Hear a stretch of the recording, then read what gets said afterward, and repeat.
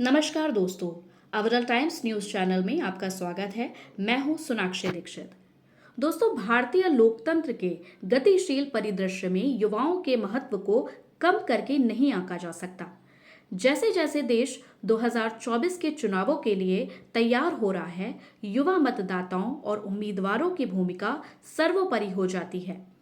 भारत, जिसकी आबादी का एक बड़ा हिस्सा 25 वर्ष से कम आयु का है, जिसमें देश के राजनीतिक परिदृश्य को आकार देने की अपार संभावनाएं हैं। युवा न केवल एक बड़े मतदान समूह का प्रतिनिधित्व करते हैं, बल्कि ऊर्जा, उत्साह और नए विचारों का भंडार भी है, जो शासन और नीति निर्माण में सार्थक बदलाव ला सकते हैं।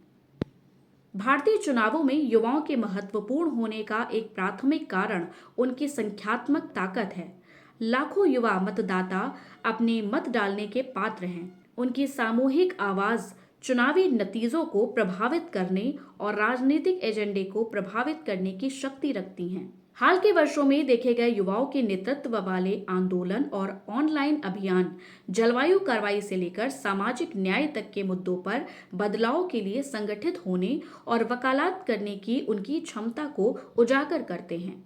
इसके अलावा युवा शासन में एक नया दृष्टिकोण लाते हैं, जो भारत के सामने आने वाली जटिल चुनौतियों से निपटने के लिए आवश्यक है।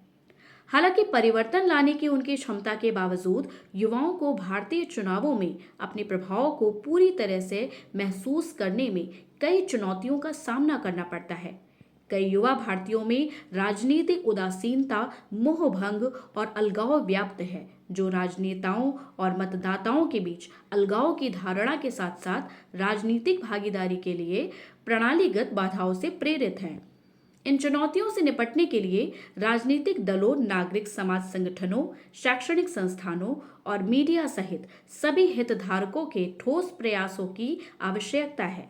राजनीतिक दलों को युवा उम्मीदवारों को मैदान में उतारकर समावेशी नीति मंच अपनाकर और पार्टी संरचनाओं के भीतर युवा नेतृत्व के लिए रास्ते बनाकर युवा सशक्तिकरण के प्रति वास्तविक प्रतिबद्धता प्रदर्शित करनी चाहिए।